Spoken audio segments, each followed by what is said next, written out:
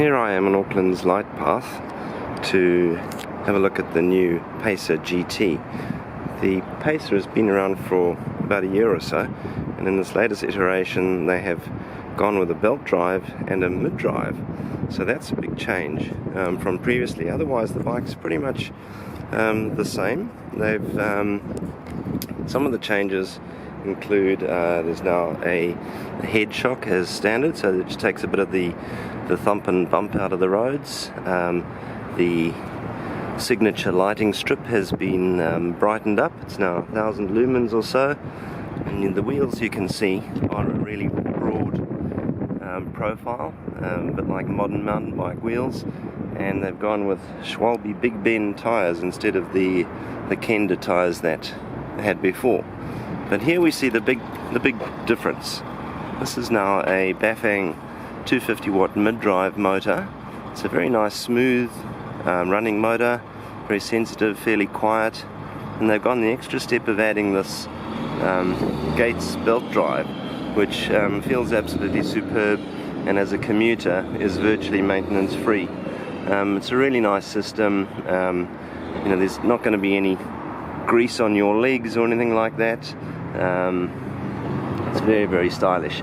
And then the other big change, because they've gone for a mid-drive, is they've gone with a new Vinci rear hub, and the new Vinci is kind of special in that it's constantly variable. The other thing that's pretty cool, you'll see, it's called the 380, and what that means is that there's a 380% difference between the easiest gear and the hardest gear. Now that makes for a tremendous range, and I think it'll show up in the tests that it'll pretty much get up anything, and it'll go reasonably fast on the flat because of the long gearing. Otherwise it's pretty much the same as before. We've got this interesting display. I believe they are going to make some changes to that. This is still a prototype model. The contact hardware is pretty nice. There's nothing where you can see, oh my goodness, they've gone cheap there. It's got this great rack. It looks pretty damn robust, well mounted. It's nice and wide, so you can actually put shopping or anything on there.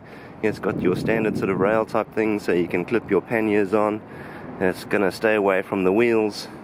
And of course it's a nice looking bike. I think it's not, when people buy a car, they're often buying it on looks. That's a really nice car, and man, it looks great. And this bike looks great, and I think that's a really important thing for manufacturers to consider if they're wanting to go mainstream.